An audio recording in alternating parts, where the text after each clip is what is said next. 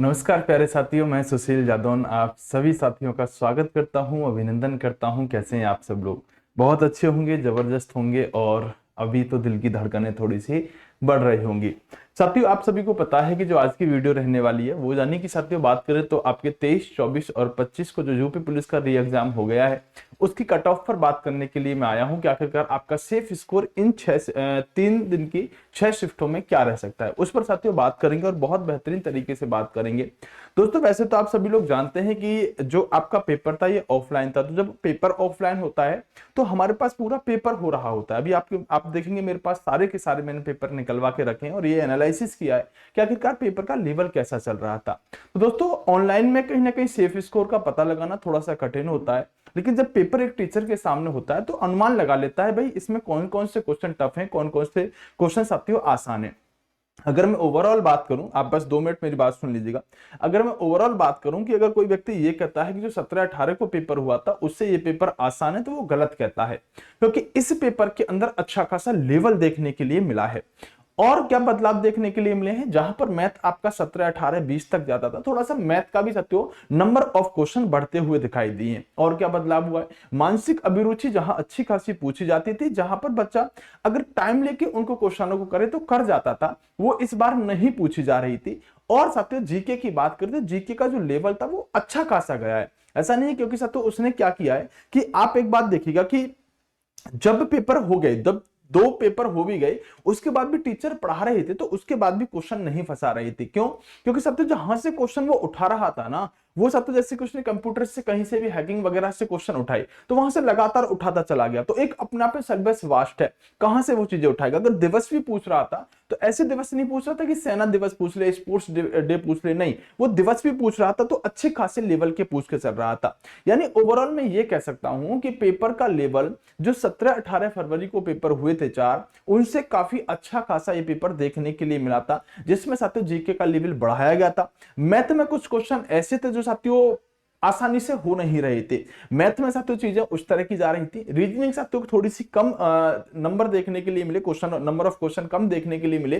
और हिंदी भी साथियों ऐसा नहीं था कि आसान थी। यानी कि ओवरऑल इस पेपर की बात करें तो ओवरऑल साथियों पेपर का लेवल थोड़ा सा एग्जामिनर ने बढ़ाया था। आप ये कभी नहीं कह सकते कि इसका सेम ही पैटर्न था, सेम ही चीजें थी, नहीं, थोड़ी सी चीजें आपकी बढ़ी थी। इस बात को मैं आपको कैसे बताऊंगा, सुनिएगा मेरी बात से ध्यान से, क्योंकि मैं पूरा साथियों एविडेंस के साथ और प्रूफ के साथ चीजों को लेके आता हूं। दोस्तों, ये अपना एक स्टूडेंट था, आप ध्यान से सुनना मेरी बात को, ये अपना एक स्टूडेंट था और इस स्टूडेंट के मॉक टेस्ट के अंदर, क्योंकि मॉक टेस्ट जो बनाए जाते थे वो सब तो पिछले साल के पेपर को देखकर ही बनाए जाते थे, क्योंकि जब भी मैं कोई बात करने के लिए आता हूं तो उसके पीछे कोई ना कोई आधार होता है। दोस्तों, ये एक अपना स्टूडेंट था और ये मेरे पास रह के ही तैयारी करता है। अगर आप इसका स्कोर देखेंगे तो यहां पर जरा स्कोर देखिएगा, 300 में से साथियों इसके 276 बनते थे। मतलब यह था कि अगर इसका रैंक देखें तो 516, यहां पर साथियों अगर यहां पर आप रैंक देखोगे 258, रैंक 240 जा रही है। लगभग 2 लाख बच्चों में से, 1,95,000 बच्चों में से 240 रैंक, 258 स्कोर 300 में से। अगर आप यहां देखेंगे 276 स्कोर साथियों 300 में से। अगर कोई बच्चा 300 नंबर के पेपर में मॉक टेस्ट में साथियों, और ऐसा नहीं कि 250 प्लस एक ही बार जा रहा है, हर बार इसका रैंक 1 भी रहा, मतलब हर बार इसका स्कोर यही रहा, रैंक 1 तक भी ये लेके आया, तो साथियों निश्चित सी बात है कि इस बच्चे का स्कोर 276 तक जा रहा था 300 में से। यानी कि अगर हम देखें तो इसके साथियों अनअटेम्प्टेड 7 होते थे और गलत सिर्फ 4 क्वेश्चन होते थे। 139 क्वेश्चन 150 में से बच्चा सही करता था। और ये कोई ऐसा बच्चा नहीं कि मैंने फेक लगा दिया, मेरे सानिध्य में ही तैयारी कर रहा है और मेरा मतलब बहुत ज्यादा नजदीकी है और मैं एक एक चीज इसको बता के चलता हूं। अब जब इसका स्कोर 276 चल रहा था 300 में से, यहां पर इसका स्कोर दिख रहा है नहीं आपको, एक बार बेटा क्वालिटी बढ़ा लीजिएगा, यहां पर स्कोर देखिएगा 258 चल रहा था, जिसमें साथियों इसका बहुत अच्छा स्कोर 95 98 तक की साथियों एक्यूरेसी इसकी जाती थी बच्चे की। अब जब ये पेपर के अंदर बैठा, जब पेपर के अंदर बैठा तो मैं 2 बातें मानता हूं। एक बात तो ये मानता हूं कि साथियों जो आप मॉक टेस्ट में स्कोर कर पा रहे हैं पेपर में कर पाए, ये कतई संभव भी नहीं है, क्योंकि मॉक टेस्ट देते समय आप फ्री माइंड पेपर कर रहे होते हैं और आपके ऊपर कोई प्रेशर नहीं होता। ठीक है, आपके ऊपर कोई प्रेशर नहीं होता। दोस्तों जब ये बच्चा पेपर के अंदर जाके बैठा जिसका इतना तगड़ा स्कोर था, और मैं कह रहा था कि हो सकता है कि टॉप 100 में तो 100% तेरा आना ही आना, जब तो 276 तक 300 में से करके जा रहा है, 139 मॉक टेस्ट में कर रहा है, 250 प्लस हर बार जा रहा था, तो निश्चित सी बात है तेरा 100 में तो आना ही आना है। तो इसका अगर मैं आपको अभी स्कोर बताऊं काट पीट के कितना बन रहा है, क्योंकि मैं बिल्कुल सही और सटीक डाटा पर चलता हूं। इसके 111 क्वेश्चन अभी सही है साथियों। अभी जो आपका 23 या 24 का इसका पेपर था, 24 सेकंड में 111 क्वेश्चन इसके सही है। जो बच्चा इस स्कोर को करके जा रहा था, ऐसा नहीं था तैयारी नहीं थी, तैयारी अच्छी थी साथियों, लेकिन पेपर का लेवल अच्छा था, नो डाउट। हाँ, कुछ कमियां इस बच्चे से भी हुई हैं, और वो बच्चे क्या हुई हैं कि साथियों ये उस समय प्रेशर में इतना था, इतना प्रेशर में आया कि जहां ये बच्चा रैंकर आने की कगार पे था ना, वहां इसका सिलेक्शन यहां पे आ गया। सिलेक्शन तो इसका अभी भी होगा, क्योंकि ये फीमेल है। क्या है? ये फीमेल है। ये साथियों मेल का स्कोर नहीं है, ये फीमेल का ही मॉक टेस्ट था, फीमेल का स्कोर। अभी इसका 111 है, इसके क्वेश्चन सही है, सिलेक्शन तो अभी भी होगा। लेकिन साथियों पेपर में जब भी आप बैठे ना, तो अपने आप को एकदम चिल करके बैठे, नहीं तो आपका स्कोर 276 से मतलब 139 क्वेश्चन से 111 में आने में टाइम नहीं लगेगा। पहली बात तो ये। तो मैं कह रहा हूं साथियों कि मॉक टेस्ट जो बनाए जा रहे थे वो पिछले पेपर के आधार पर बनाए जा रहे थे, और आपके सामने डाटा है कि साथियों मॉक टेस्ट से कहां पर नंबर आ गए। यानी कि 139 क्वेश्चन मॉक टेस्ट में करने वाला 111 पे आके रुक गया, वो भी साथियों फीमेल। निश्चित सी बात है साथियों कि ये मॉक टेस्ट जो बनाए जा रहे थे पहले जैसे पेपर के बनाए जा रहे थे, और साथियों पेपर जो आया वो थोड़ा सा लेवल बढ़ के आया था, इसलिए साथियों ऐसा देखने के लिए मिला। अब मैं कुछ पॉइंटों पर आऊंगा, और फिर सीधे मैं साथियों आपके सामने लेकर आ रहा हूं कि आखिरकार सेफ स्कोर क्या रहेगा इन 6 की 6 शिफ्टों का। दोस्तों नॉर्मलाइजेशन में किसको मिलेगा फायदा? सबसे बड़ा प्रश्न ये है कि नॉर्मलाइजेशन में किसको फायदा मिलेगा। दोस्तों नॉर्मलाइजेशन में अगर मैं फायदे की बात करूं, तो नॉर्मलाइजेशन में साथियों अंतर तो देखने के लिए मिलेगा। कुछ टीचर ये करें नॉर्मलाइजेशन बिल्कुल भी नहीं होगा, सब चीज नॉर्मल होंगी, सामान्य होंगी, बिल्कुल सेम लेवल की चीजें। देखो दोस्तों अगर सेम लेवल की भी चीजें हैं ना, तो अगर पेपर 4 लोग सेट करते हैं तो 4 लोग कभी एक जैसा पेपर बना ही नहीं सकते, और जब नहीं बना सकते तो ऊपर नीचे चीजें जाती हैं, और जब ऊपर नीचे जाती हैं तो उसी के लिए नॉर्मलाइजेशन होता है, सबको एवरेज में लाने के लिए। दोस्तों 23 तारीख के बच्चों को अनुमान नहीं था कि पेपर कैसा आएगा, लेकिन साथियों 23 तारीख का बच्चा जो साथियों अगर हम बात करें जो पेपर देख के आया, उसको बिल्कुल अनुमान जब नहीं था, तो बाकी के बच्चों को फायदा मिला, बाकी के बच्चों को फायदा मिला। लेकिन अगर हम देखें साथियों, तो जो आपका 23 तारीख की दोनों शिफ्ट थी साथियों अच्छी खासी मानी गई, उसमें बच्चा अच्छा स्कोर नहीं कर पाया। लेकिन 24 तारीख का जो पेपर था उसमें साथियों थोड़ा सा स्कोर बच्चे ने अच्छा किया, जबकि साथियों हम बात करें उसके बाद 25 तारीख का जो पेपर था वो भी साथियों थोड़ा सा टफ बनाया गया था। यानी ओवरऑल मैं ये कह सकता हूं कि 23 तारीख और साथियों आपका 25 तारीख का जो शिफ्ट है उसको थोड़ा सा नॉर्मलाइजेशन में फायदा देखने के लिए मिल सकता है। 23 और 25, 24 का एवरेज स्कोर थोड़ा सही जा रहा है। मैं दोनों ही शिफ्टों की बात कर रहा हूं। दोस्तों क्या नंबर यहां पर कम भी हो सकते हैं नॉर्मलाइजेशन में? दोस्तों नॉर्मलाइजेशन करने का मतलब यह होता है कि मान लो एक बच्चे के साथ यहां पर 110 नंबर है, एग्जांपल के तौर पे समझिएगा, एक बच्चे के यहां पर 105 नंबर है। अब दोनों को नॉर्मलाइजेशन का फायदा देना है, तो या तो आप इस बच्चे के नंबर कम कर दो या फिर आप इस बच्चे के नंबर बढ़ा दो, तभी तो नॉर्मलाइजेशन से बच्चा एवरेज हो पाएगा। तो निश्चित सी बात है साथियों कि अगर आपके नंबर घटते हैं तो उसका मतलब यह होगा कि दूसरे वाले के बढ़े नहीं होंगे, इसलिए आपको एवरेज में लाया गया है। तो अगर आपके नंबर घटते हैं तो घट भी सकते हैं, इस बात में कोई शक नहीं है साथियों, घट भी सकते हैं नॉर्मलाइजेशन में नंबर। लेकिन ज्यादातर देखने को क्या मिलता है कि नंबर साथियों बढ़ा दिए जाते हैं। मान लो कि इसके साथ तो यहां पर 5 नंबर बढ़ा दिए जाए, इसके 2 नंबर बढ़ाए जाएं, अगर एवरेज करना है इसके 7 बढ़ाए जाएं, इसके साथ तो यहां पर 2 बढ़ा दिए जाएं, है ना। तो इसी तरह से इनको एवरेज करने का प्रयास किया जाता है। तो नॉर्मलाइजेशन में नंबर भी घट सकते हैं, इस बात में कोई शक नहीं है। लेकिन यूपी पुलिस का पिछला डाटा देखें तो वो साथियों उससे 30-30 नंबर का नॉर्मलाइजेशन देता है। अभी रेडियो ऑपरेटर की भर्ती में देख लो 30-30 नंबर का तो नॉर्मलाइजेशन में फायदा देखने के लिए मिल रहा है। तो नॉर्मलाइजेशन तो होगा और साथियों हो सकता है। अभी तक की शिफ्टों के आधार पर साथियों चीजें ज्यादा अंतर नहीं दिखाई दे रहा। 30 और 31 का पेपर बहुत कुछ डिसाइड कर देगा कि कितना नॉर्मलाइजेशन होगा। 30-31 अगस्त वाले अब क्या करें? दोस्तों मैं स्पष्ट आपसे कह रहा हूं कि आप कुछ मत करो। जितना आपने अभी ये 3 पेपर देखे हैं ना, जो मतलब 3 दिन के पेपर देखे हैं, 6 पेपर, इन्हीं के आधार पर आप जितना तैयार कर सकते हो। अगर डे पूछे जा रहे हैं कठिन तो आप सारे डे बेटा रटने की कोशिश करो।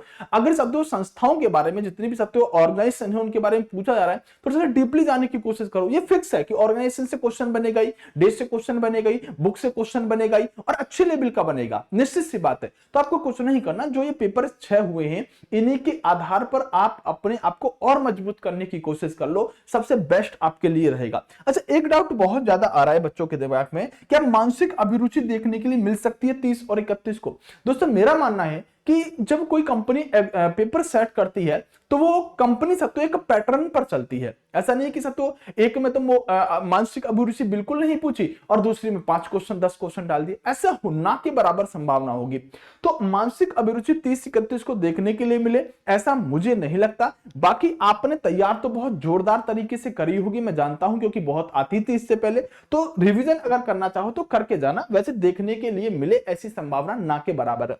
मैं सीधा आपकी सेफ स्कोर पर आता हूं दोस्तों, और सेफ स्कोर में तीनों ही दिन का सेफ स्कोर मैंने पूरा डाटा एनालिसिस करके बनाया है। दोस्तों यहां पर मैंने क्या लिया है, मैंने 23 अगस्त के साथ दोनों शिफ्टों पर बात करी है कि कितने क्वेश्चन करने लायक थे। 24 तारीख के साथ हमने दोनों शिफ्टों का स्कोर यहां लिखा है एवरेज के तौर पर, 25 तारीख का एवरेज के तौर पर लिखा है।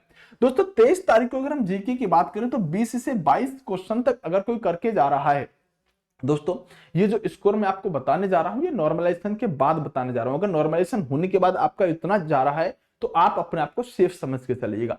और ये जो कट ऑफ होगी साथियों, ये कट ऑफ मैं आपको अभी थोड़ी देर में बता दूंगा कि कितना आपका सेफ स्कोर होना चाहिए। जीके में अगर आप साथियों 20 से 22 कर पा रहे हैं तो बहुत अच्छी बात है, बेहतरीन बात है। दोस्तों हिंदी में अगर आप पहली से दोनों शिफ्टों में साथियों 23 तारीख की दोनों शिफ्टों में 30 से 32 कर पा रहे हैं तो आप सेफ जोन में हैं। रीजनिंग साथियों इस बार थोड़ी कम पूछी गई थी, दूसरी वाली शिफ्ट में तो बात करें कि 48 और 49 क्वेश्चन थे, तो अगर 40-45 तक आप कर पा रहे हैं तो अच्छी बात है, क्योंकि कुछ क्वेश्चन तो ऐसे थे टच ही नहीं कर सकते थे, उनको टाइम ही बहुत ज्यादा लेने वाले थे। साथियों 15-16 अगर आप मैथ में कर पा रहे हैं तो आप सेफ हैं। ओवरऑल अगर हम बात करें साथियों, ये आपका अगर हम मिनिमम जोड़ते हैं तो आपका कितना 105 स्कोर यहां पर बन जाता है। दोस्तों अगर आप 100 भी आपके क्वेश्चन सही हैं तो फिजिकल के लिए तुम्हारे कदम रुकने नहीं चाहिए। 100 भी क्वेश्चन सही है तो फिजिकल के लिए आपके कदम बेटा रुकने नहीं चाहिए। अगर आपका इस शिफ्ट में पेपर है, मैं 100% से बात को पूरे विश्वास और श्योरिटी के साथ कह सकता हूं कि अगर आपके 100 क्वेश्चन सही है ना इसमें, तो आपके कदम रुकने नहीं चाहिए। ये तो बेटा यहां तक फाइनल तक लेके जाओगे आप, यहां आप फाइनल तक लेके जाओगे। अगर इसमें 1-2 नंबर और 1-2 क्वेश्चन और ऐड कर दूं तो फाइनल लगभग इतने पर ही चली जाएगी। तो 100 के आसपास वाले बच्चे, मैं अभी पुरुषों की बात कर रहा हूं, महिलाओं की मैं बात लास्ट में करके चलूंगा। दोस्तों अगर 24 तारीख की बात करें तो ये आपके 22 से 24 क्वेश्चन जीके में यहां होने चाहिए। थोड़ी सी आसान जीके थी, 1-2 क्वेश्चन देखने के लिए सही मिल रहा था, जैसे भारत कब आजाद हुआ है ना, इस तरह से क्वेश्चन इसमें यहां पर पूछने को मिल रहे थे। सबसे 32 से 33 क्वेश्चन हिंदी में आपके सही होने चाहिए, 40 से 45 क्वेश्चन रीजनिंग में और 16 से 18 क्वेश्चन। दोस्तों अगर हम देखें ना यहां पर तो क्या हो रहा था कि जैसे मैथ में 2 या 1 क्वेश्चन ऐसा डाला जो सॉल्व ही नहीं होता, कैलकुलेटिव था, सॉल्व तो होता कैलकुलेटिव था। सेम साथियों रीजनिंग में भी 1-2 क्वेश्चन देखने के लिए मिल रहा था। तब साथियों ये जो आपका स्कोर बनना चाहिए, आई थिंक साथियों 110 बनना चाहिए, मैंने इसको ऐड किया था, हाँ 110 बनना चाहिए।